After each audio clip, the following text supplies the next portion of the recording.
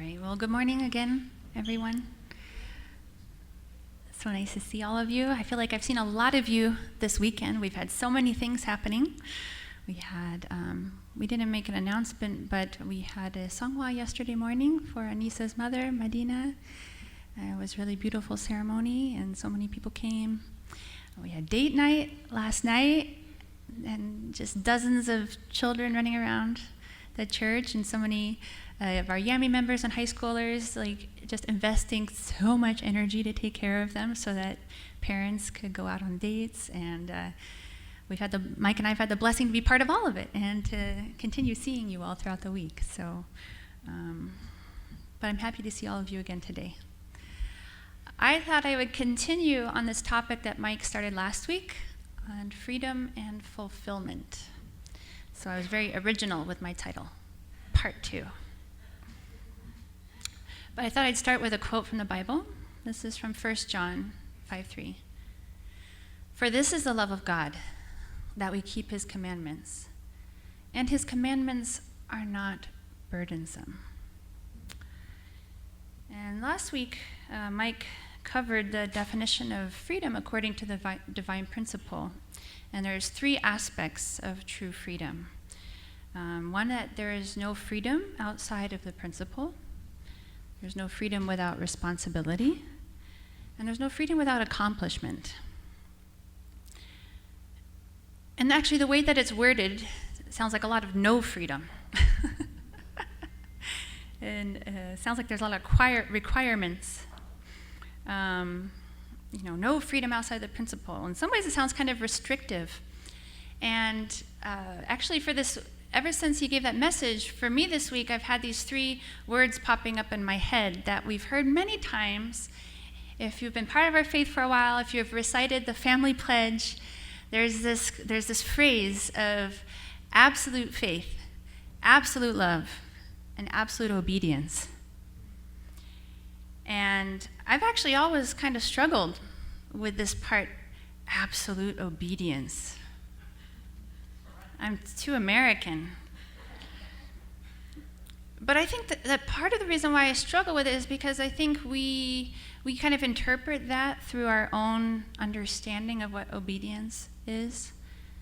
And also because I think a lot of harm has actually been done in religious environments of using absolute blind faith, or you must do this, as a motivator to get people to do something that a religious organization wants them to do, or that some particular person wants them to do. And I think that has actually been very hurtful and painful for a lot of people. So I think it's hard for me to separate what True Father is saying about absolute obedience from past experiences or just that kind of colored lens. But here's an interesting quote from our All right, I should have gone over this, but this is what Mike covered last week. No freedom outside the principle. Freedom requires both free will and free actions pursuant to the will. There's no freedom without responsibility.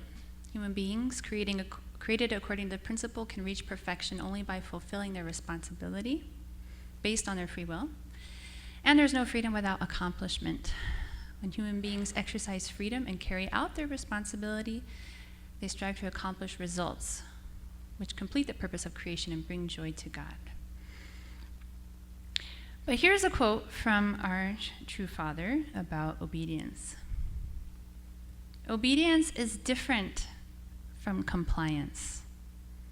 In obedience, there is no self-will, while compliance means following while protecting one's own will. When I hear the word compliance, I immediately think back to when we were trying to make our school fall in line with child care laws.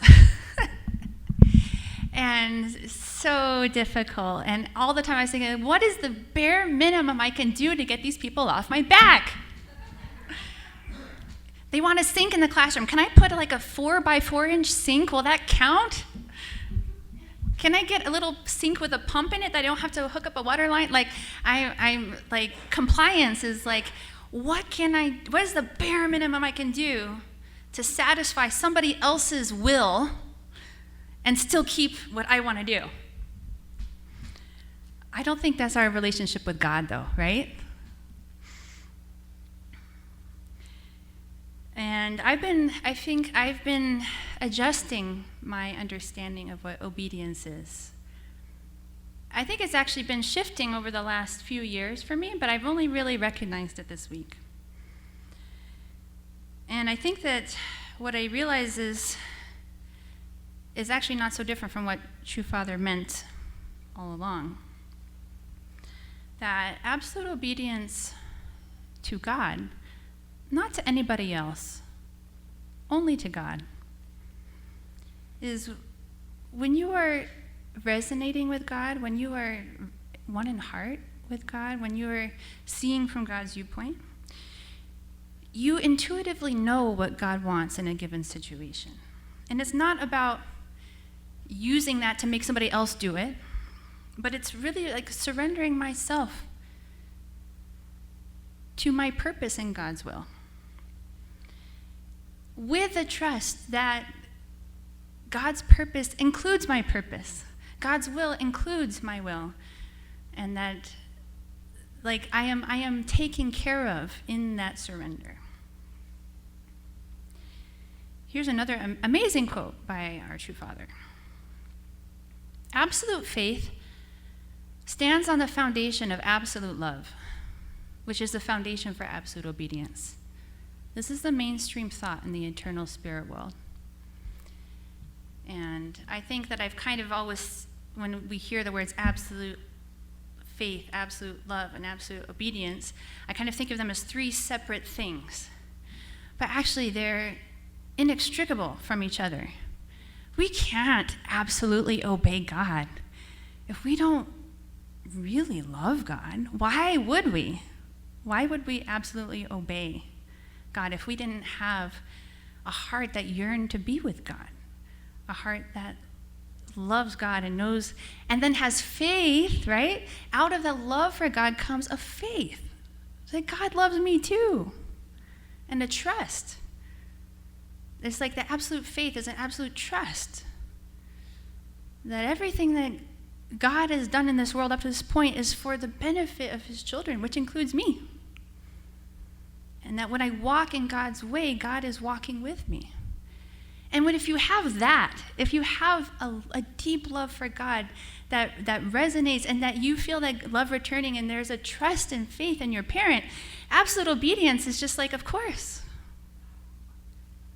Of course I want to do what my parent wants. It kind of like flipped the whole narrative on what obedience is for me. And I think I've come to accept a little bit more that God actually does have a plan and a purpose for my life.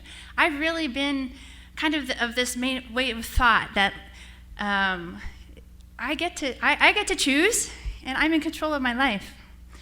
In our faith, we talk a lot about how God doesn't actually know or like predestine every detail of our lives. This is different from what a lot of Christians believe. A lot of Christians believe that God, in the very beginning, knew exactly what is going to happen with Adam and Eve. He knew they were going to fall, and he let them so that they could be redeemed, and he knew that he would have to send Jesus to redeem them, and that through the difficulties in our life that we would then open our hearts to Jesus and accept him, and it's like all lined up from before the beginning. And I really don't like that. I really resist that interpretation of predestination. But we do believe that God, while not knowing every detail of what is going to happen, but that God does have an absolute predestination for his will, right? That God doesn't have any other outcome planned than absolute restoration of this world, every person in it, every person who has ever lived in it, and that the kingdom of heaven will one day be on this earth and in heaven. That is absolutely predestined. I do like that. But I think something that I have been accepting a little bit more recently is that God actually does have a plan for how to get there. And that includes me too. And I can't escape from it, but if I were to try to escape from that, there's nothing really there for me. There's a plan for me in line with God's will, and things go much better when I obey God. You know, we explain kind of like what Jesus' life was, right? That God had a plan A for Jesus. And while plan A didn't pan out, God had a plan B. If that didn't pan out, God had a plan C. Like, there is a specific way that God is hoping things are going to go. And if the first one doesn't work, God will use whatever he has available, right, to get us back on track, work towards his absolute predestined will. And I think I could always kind of accept that for Jesus, but I feel like it's the same for me. God has a plan A for me. I'm pretty confident I'm not on plan A anymore. But there's still a plan. I don't know if I'm on D or F or G, but I like the more I go through my life of faith, the more I can look back and be like, oh, I thought that I was choosing this, but actually God was directing me. God was opening a way for me. And the times that I accepted it and walked in that, those were the times when transformative experiences happen in my life. Those are the times when I could see miracles happen. A lot of my struggles come from resisting. I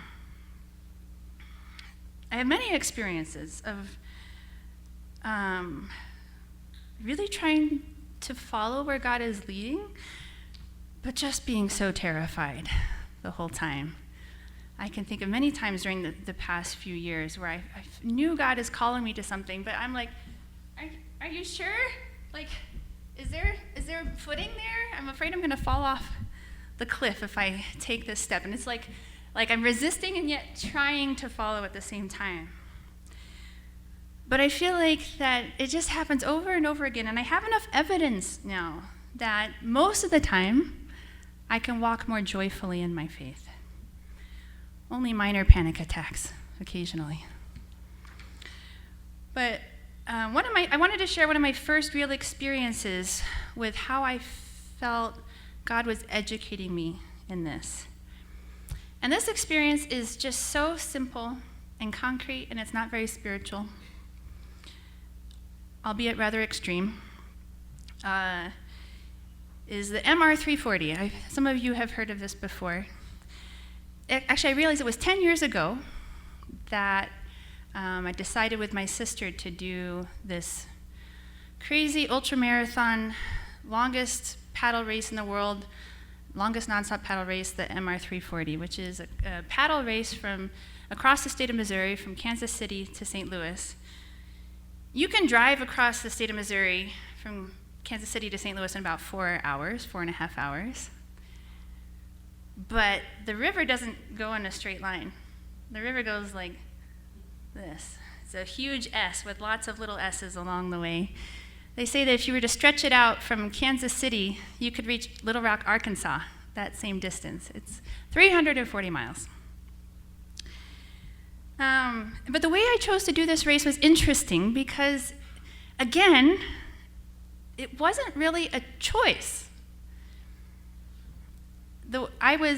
I actually suggested it to I found out about it. I thought it was cool. My sister was looking for something to do. She had talked about, she was going through like some rough patch in her life. And she was like, I just want to get in a canoe and take off down the Mississippi River. And me and my parents were like, well, hold on.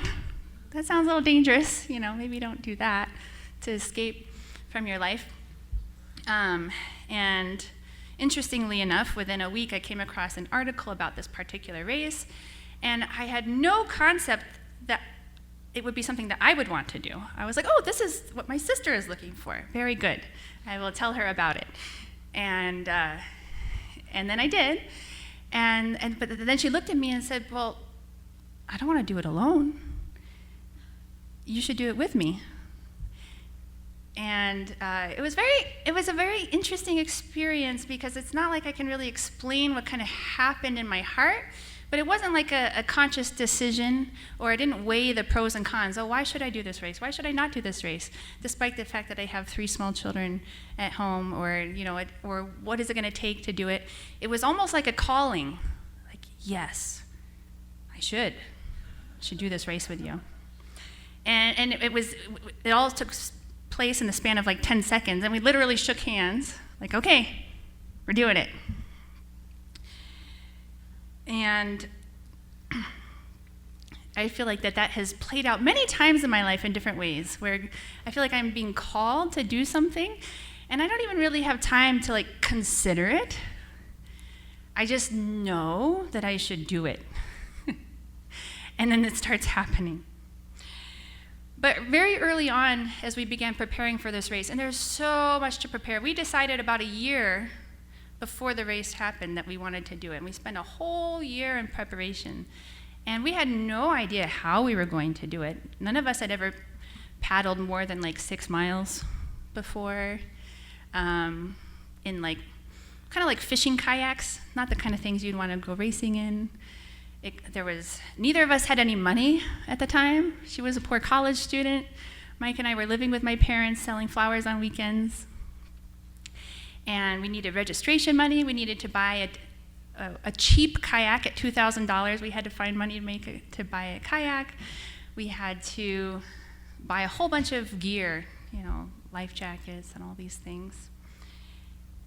And we had to plan out workout schedules and how, we didn't even think about it. We're just like, okay, we just know we're going to do this. So early on, a phrase came to my mind that became our motto for the whole experience. Take action on your dream. And again, it wasn't something like we thought about, like we didn't even think, oh, we need a motto. What should our motto be? Let's brainstorm and come up with ideas and vote on the best one. No, it almost just kind of like arose out of me. It was like, in order to accomplish something big that we don't know how to do, but is something we feel called to do, we just need to start doing it. We just need to take the first step. We need to take an action, not just think about it, but like, what is one thing I can do that will get me closer to this dream? And I'm really grateful I picked that, because I needed it the whole time. We ended up finding a kayak. It's so hard to find a tandem kayak that can go hundreds of miles in Missouri, and we ended up finding one in Florida. My mom and my son Nathan and my sister ended up doing this like 2,000-mile road trip down to South Florida to pick up this kayak and drive it back for us. That was one thing. It was like, how would we ever know that we needed to do that? But somehow it all worked out.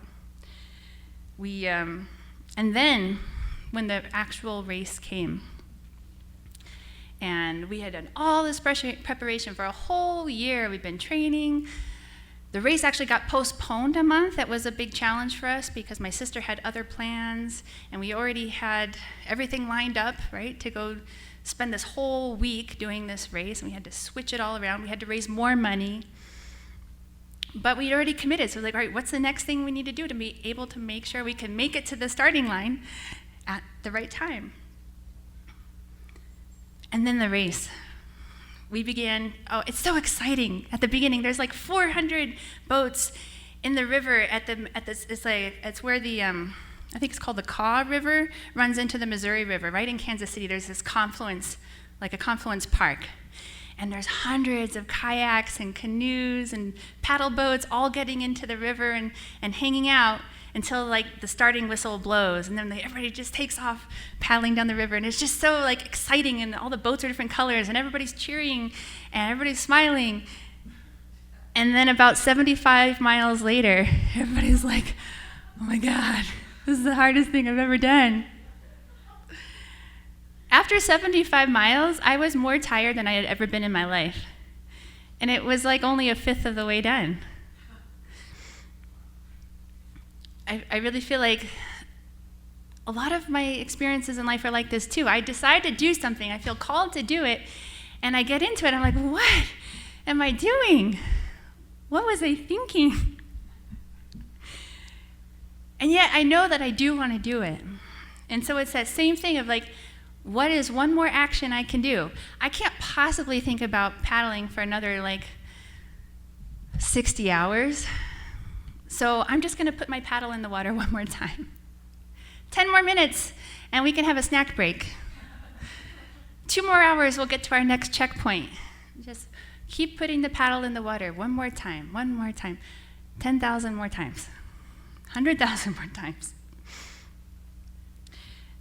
When we got to the finish line, I have some pictures. I should have started off with this. This is when we first got our kayak, and we were so excited. We took it in a test paddle around our pond. We were so excited. This is me on the second night. We were paddling into our second night of all-night paddling. If you look at me, my mouth is smiling, my eyes are suffering. But here we are at the finish line. Did it. And that's Mia and Aiden. Yeah, at the end. And I, at the end, I was like, God, I'm never, ever gonna do that again. Ever. But then 2 weeks later, we started planning to do it again. We did it again 4 years later. But there was this incredible sense of accomplishment. And it's really interesting. I don't share this because I want to brag about something that I did. But I share it because I feel like God used this experience as a template for me to learn very deep lessons about myself and a life of faith. I have seen since then how I've gone through the same process so many times, but on much deeper and more conceptual levels. It's hard to explain that as clearly as it is with a physical race. But so many times where I feel like, yes, I am called to something, and it's not a choice to do it. It's actually more of just an obedience and acceptance and surrender of what God is calling me to. And so many times, in trying to accomplish these things and trying to get to that accomplishment, there's responsibilities I need to fulfill. I need to raise the money. I need to paddle the boat. But in becoming pastoring, when we decided to become pastors, it was the same thing. When we decided to become pastors, we actually tried to weigh pros and cons. But in the end, it wasn't a decision, the pros outweigh the cons, so let's do it. It was like, we're doing this, aren't we? We had a conversation. We were actually trying to do this. We were weighing the pros and the cons of becoming pastors. We had so many cons. But we started talking about pros, and then at a certain point, we didn't need to talk about them anymore. We just looked at each other, and we're like, I guess we're doing this. Yeah. It was like a call and an acceptance, a surrender to that call. I had this exact same experience when deciding to start Heartland Academy. I toured this other Acton school, and before I stepped in there, I was most likely not going to. We were already giving up on the school. And then I toured, and I talked, and I saw, and on the way home, I was like, I guess I'm doing this. I better call my husband and let him know. This is happening. But it really wasn't a decision. It was like, this is something I just, like a calling from within that I could choose not to do, but I really feel like it's only going to create difficulties for me if I don't. And there's also been times when I've really had to dig deep. And I feel like going through this race experience, the reason why I share it is because I think that all of us have something within us like that, where if we dig deep enough, we can do things that we would never have imagined were possible for us to do. And it's not because I have muscles to do it. It's because each one of us has God inside of us. We have an original nature inside of us that's connected to like God's limitless love and God's limitless capabilities. And if we're only thinking about what's possible from my point of view or based on my experiences, that's like a little box that we're putting ourselves in. But when we go deep enough past our sense of self, just like True Father said in that quote, in obedience there is no self-will, while compliance means following while protecting one's own will. It's like when we go deep enough, we actually go beyond who I think I am, and I find God. When I get to that point, it's like there's true freedom. There's no limits on what I can do or who I can be or what I can accomplish, if it's in line with God's will.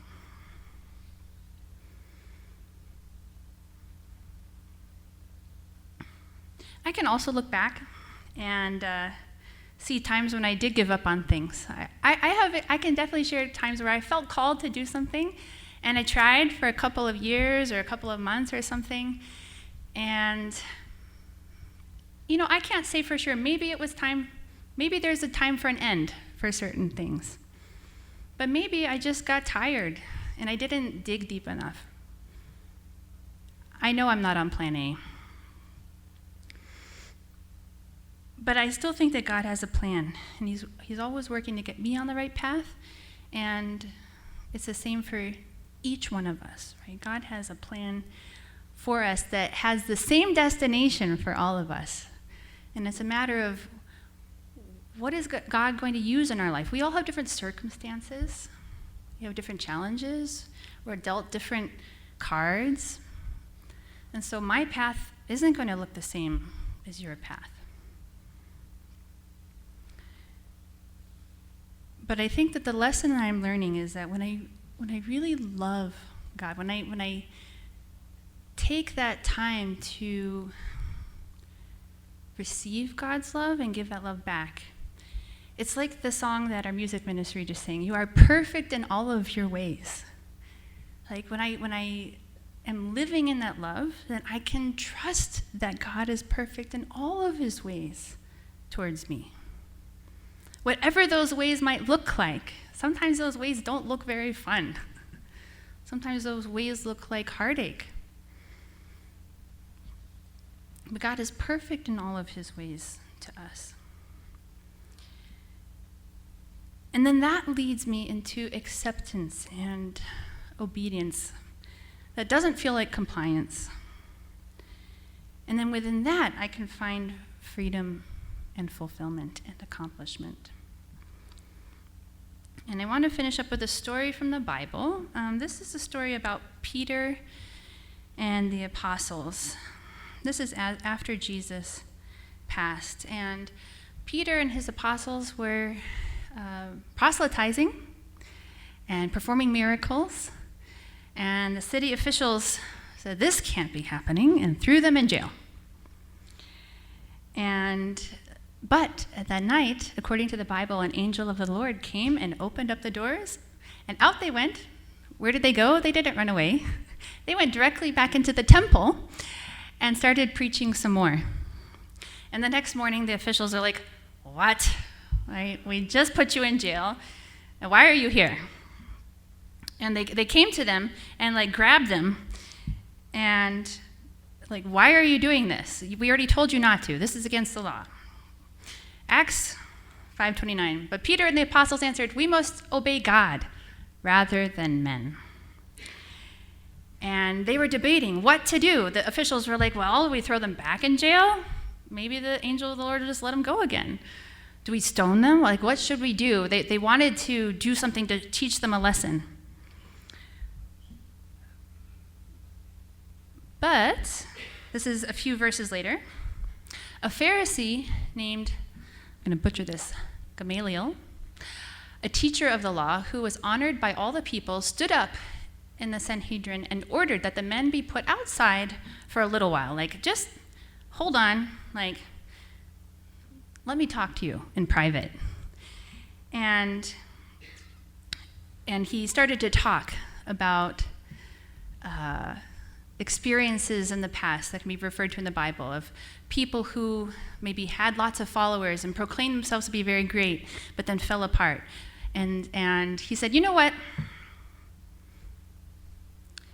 In this present case, I advise you, leave these men alone, let them go.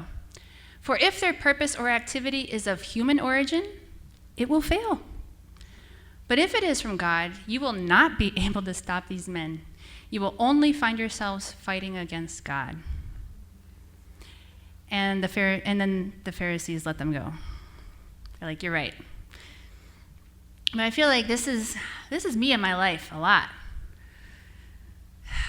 If it's just something that I want for my own glory or my own purposes, to satisfy my instant gratification desires, it's probably not going to go very far. But if it's from God, you'll not be able to stop what God is doing. And if you fight against it, you're only fighting against God. So I think all of these things help me to grasp a more healthy, a more wholesome view on what obedience is and what freedom is within the principle, right? Within responsibility, within accomplishment, that it's not restrictive, that it's actually like my life is more full, more beautiful, more exciting. And I don't know what it sounds like for you. I actually remember hearing messages about like obedience and absolute faith and stuff over the last 35 years, and a lot of it just couldn't sink in for me. I wasn't really ready. I didn't have the experiences of God working in my life to be able to accept it. So maybe this is just one of those messages for you. It's okay if you struggle with the idea. I totally get it. But I really see how God is like, again and again, use that simple template of doing that race and the lessons I learned from that, and then it's like just played out over and over and over again in my life on different levels and different ways. And